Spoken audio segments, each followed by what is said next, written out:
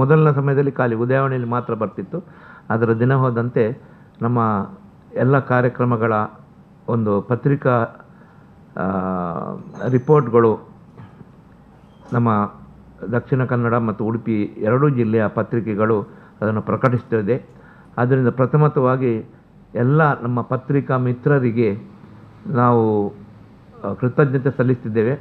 ನಮ್ಮನ್ನು ಪ್ರಪಂಚದ ಒಂದು ಎಲ್ಲ ಕನ್ನಡಿಗರೆಲ್ಲ ಎಲ್ಲಿದ್ದಾರೆ ಆ ಎಲ್ಲ ಕಡೆಗಳಲ್ಲಿ ಬ್ಯಾರನ್ನಲ್ಲಿ ಇಂಥ ಕಾರ್ಯಕ್ರಮ ಆಗ್ತಾ ಉಂಟು ಅಂತೇಳಿ ಪ್ರಪಂಚಕ್ಕೆ ಇಂಟ್ರೊಡ್ಯೂಸ್ ಮಾಡಿಕೊಟ್ಟವರು ನೀವು. ಅದರಿಂದ ನಮಗೆ ನಿಮ್ಮ ಈ ಸಂದರ್ಭದಲ್ಲಿ ನಿಮ್ಮ ಒಂದು ಸಪೋರ್ಟ್ ಅಥವಾ ಸಹಕಾರಕ್ಕಾಗಿ ನಿಮ್ಮನ್ನು ನಾವು ಅಭಿನಂದಿಸ್ತೇವೆ ಮತ್ತು ನಿಮಗೆ ಕೃತಜ್ಞತೆ ಹೇಳ್ತಾ ಇದ್ದೇವೆ. ಬ್ಯಾರನ್ನ ಬಗ್ಗೆ ಹೇಳೋದಾದರೆ ಕನ್ನಡ ಮತ್ತು ತುಳು ಚಟುವಟಿಕೆಗಳು ಬ್ಯಾರನ್ನಲ್ಲಿ ಆದಷ್ಟು ಬೇರೆ ಎಲ್ಲಿ ಆಗೋದಿಲ್ಲ ಪ್ರಪಂಚದಲ್ಲಿ. ಯಾಕಂದರೆ ನೀವು ಪ್ರತಿ ಶುಕ್ರವಾರ ಮತ್ತು ಪ್ರತಿ ಗುರುವಾರ, ಅದು ವೀಕೆಂಡ್ ಮತ್ತು ರಜೆ ದಿವಸ, ವಾರದ ರಜೆ ದಿವಸ ಬ್ಯಾರನ್ನಲ್ಲಿ ತುಳು ಅಥವಾ ಕನ್ನಡ ಚಟುವಟಿಕೆ ಇರ್ತಾ ಇದೆ. ಅದೇ ಪ್ರಕಾರ ಪೂಜೆ ಪುರಸ್ಕಾರಗಳು ಇಂಥದ್ದೆಲ್ಲ ಮಂಗಳೂರಲ್ಲಿ ಹಾಗೆ ಕನ್ನಡ ಮತ್ತು ತುಳು ಚಟುವಟಿಕೆಗಳು ಮತ್ತು ಧಾರ್ಮಿಕ ಚಟುವಟಿಕೆಗಳು ಆಗ್ತಾ ಇರ್ತದೆ. ಅದೇ ರೀತಿಯಲ್ಲಿ ಬ್ಯಾರನ್ನಲ್ಲಿ ಆಗ್ತಾ ಇರ್ತದೆ. ಬೇರೆ ಗಲ್ಫಲ್ಲಾಗಲಿ ಅಥವಾ ಯಾವುದೇ ಯುರೋಪಿಯನ್ ಅಥವಾ ಅಮೇರಿಕನ್ ದೇಶಗಳಲ್ಲಾಗಲಿ ಇಷ್ಟು ಚಟುವಟಿಕೆಗಳು ಎಲ್ಲಿ ಆಗೋಲ್ಲ, ಕನ್ನಡ ಮತ್ತು ತುಳು ಚಟುವಟಿಕೆಗಳು. ಆದ್ದರಿಂದ ಅದರ ಬಗ್ಗೆ ನಮಗೆ ಹೆಮ್ಮೆ ಆಗ್ತದೆ. ಮತ್ತು ಅದೇ ಸಂದರ್ಭದಲ್ಲಿ ಇದಕ್ಕೆ ಸಪೋರ್ಟ್ ಮಾಡಿದ್ದಕ್ಕಾಗಿ, ಇದನ್ನು ಇಡೀ ಪ್ರಪಂಚಕ್ಕೆ ಎಲ್ಲೆಲ್ಲ ಕನ್ನಡಿಗರಿದ್ದಾರೆ ಅವರಿಗೆಲ್ಲ ನೀವು ಮುಟ್ಟಿಸಿದ್ದಕ್ಕಾಗಿ ನಿಮಗೆ ನಾವು ಕೃತಜ್ಞತೆಯನ್ನು ಮತ್ತೊಮ್ಮೆ ತಿಳಿಸ್ತಾ ಇದ್ದೇವೆ. ನನ್ನ ಹೆಸರು ಆಸ್ಟಿನ್ ಸಂತೋಷ್ ಅಂತೇಳಿ, NRI ಫಾರಮ್ನ ನಾನು ಅಡ್ವೈಸರ್. ನಾನು 42 ವರ್ಷದಿಂದಿದ್ದೇನೆ. ನಮ್ಮ ಶ್ರೀ ರಾಜ್ಕುಮಾರ್ ಅವರು 43 ವರ್ಷದಿಂದ ಬ್ಯಾರನ್ನಲ್ಲಿದ್ದಾರೆ. ಅವರ ಬಗ್ಗೆ ಹೇಳೋದಾದರೆ ಅವರು ಕನ್ನಡ ಸಂಘದ ಒಂದು 8 ವರ್ಷ ಅಧ್ಯಕ್ಷರಾಗಿದ್ದರು. ಬಹುಶಃ ದಕ್ಷಿಣ ಕನ್ನಡದ ಯಾವುದೆಲ್ಲ ದೊಡ್ಡ ದೊಡ್ಡ ಕಾರ್ಯಕ್ರಮ ಉಂಟ ಎಲ್ಲವನ್ನು ಬ್ಯಾರನ್ನಲ್ಲಿ ಇವರ ಅಧ್ಯಕ್ಷತೆಯಲ್ಲಿ ನಾವು ಮಾಡಿದ್ದೇವೆ.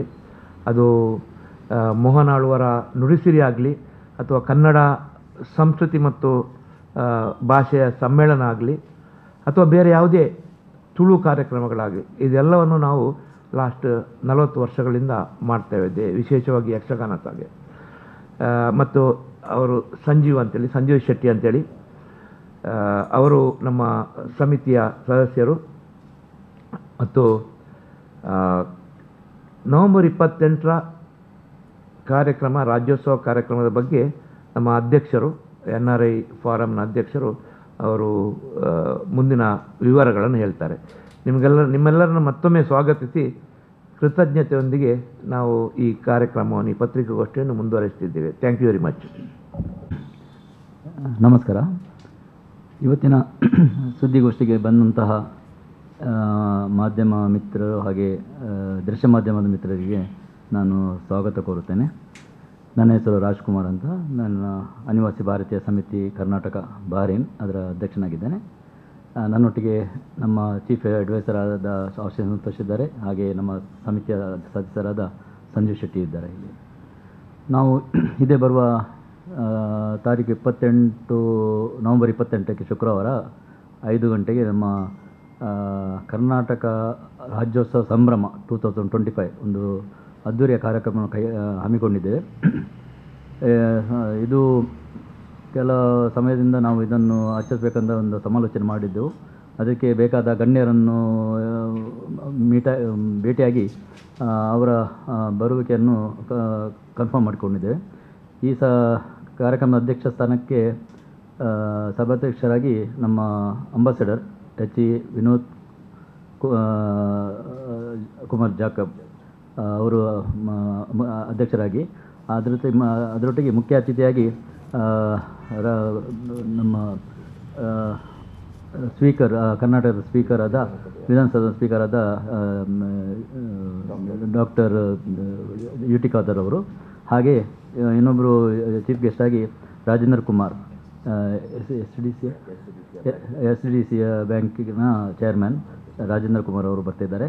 ಹಾಗೆ ನಮ್ಮ ಶಾಸಕರಾದ, ಪುತ್ತೂರಿನ ಶಾಸಕರಾದ ಅಶೋಕ್ ರೈ ಅವರು ಕೂಡ ಬರ್ತಿದ್ದಾರೆ. ಹಾಗೆ ಬ್ಯಾರಿನಲ್ಲಿ ಒಂದು ಕಂಪನಿಯ ಓನರಾದ ಜೈಶಂಕರ್, ಯುನಿಕೋ ಕಂಪನಿಯ ಓನರಾದ ಜೈಶಂಕರ್ ಅವರು ಕೂಡ ಈ ಸಮಾರಂಭದಲ್ಲಿ ಅತಿಥಿಯಾಗಿ ನಮ್ಮೊಟ್ಟಿಗಿರ್ತಾರೆ. ಅದಲ್ಲದೆ ಎಲ್ಲ ಗಲ್ಫ್ ರಾಷ್ಟ್ರದಿಂದ ಎಲ್ಲ ಪ್ರತಿನಿಧಿಗಳು ಬರ್ತಿದ್ದಾರೆ.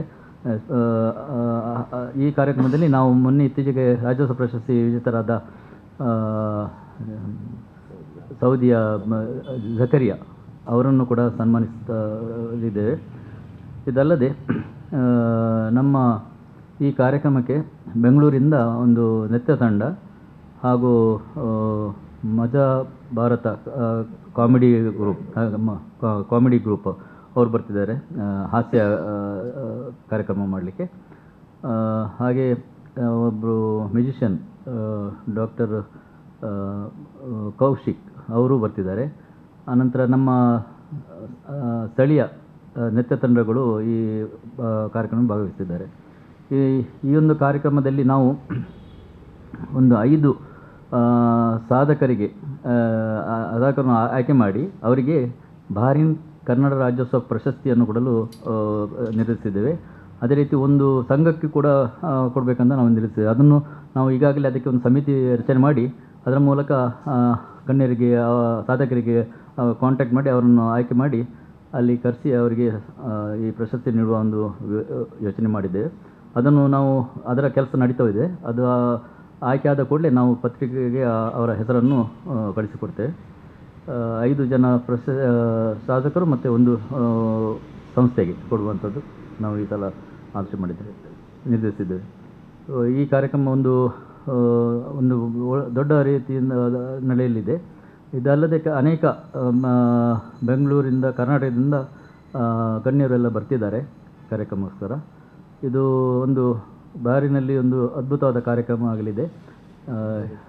ಹೌದು, ಸಾಧಾರಣ ಒಂದು 2,000 ಜನ ಪ್ರೇಕ್ಷಕರು ಬರುವವರಿದ್ದಾರೆ. ನಾವು ಒಟ್ಟಿಗೆ ಇದು ಬಾರಿನಲ್ಲಿ ಸುಮಾರು ಒಂದು 25,000 ಕನ್ನಡಿಗರಿದ್ದೇವೆ. ಅಲ್ಲಿ ನಾವು ಸುಮಾರು ಒಂದು 50 ವರ್ಷಗಳಿಂದ ಈ ಕನ್ನಡ ಇವರು ಶ್ರೀ ಸಂತೋಷ್ ಅವರು ಹೇಳಿದ ಹಾಗೆ ಕನ್ನಡ, ತುಳು, ಕೊಂಕಣಿ ಬ್ಯಾರಿ ಭಾಷೆಯ ಈ ಕಾರ್ಯಕ್ರಮಗಳು ಮಾಡ್ತಾ ಇದ್ದೇವೆ. ಈಗ ನಾವು ಇದೊಂದು NRI ಫಾರಂ ಸ್ಥಾಪಿಸಿದ ನಂತರ ಇದು ನಾವು ಒಂದು ಅಲ್ಲಿಯ NRI ಕನ್ನಡಿಗರಿಗೆ ಸ್ಥಾಪಿಸಿದಂಥ ಸಂಸ್ಥೆ. ಅಲ್ಲಿ ಅವರ ಪ್ರತಿಯೊಂದು ಸಮಸ್ಯೆಗಳ ಪರಿಹಾರ ಮಾಡುವಂಥ ಒಂದು ಸಂಸ್ಥೆ ಇದು. ಅಲ್ಲಿಯ ಇಂಡಿಯನ್ ಎಂಬಸಿ ಹಾಗೂ ಕರ್ನಾಟಕ ಸರ್ಕಾರದ NRI ಸೆಲ್ ಇದು ಕರ್ನಾಟಕ ಗೌರ್ಮೆಂಟಿಂದ ರಿಜಿಸ್ಟರ್ ಆದ ಸಂಘ. ಕನ್ನಡ ಸರ್ಕಾರದಿಂದ ಏನೆಲ್ಲ ನಮಗೆ ಸವಲತ್ತು ಸಿಗಬೇಕು ಅದನ್ನು ತೆಗೆಸಿಕೊಡುವುದರಲ್ಲಿ ಮತ್ತು ನಮ್ಮಲ್ಲಿ ಇರುವಂಥ ಕೆಲ ಸಮಸ್ಯೆಗಳನ್ನು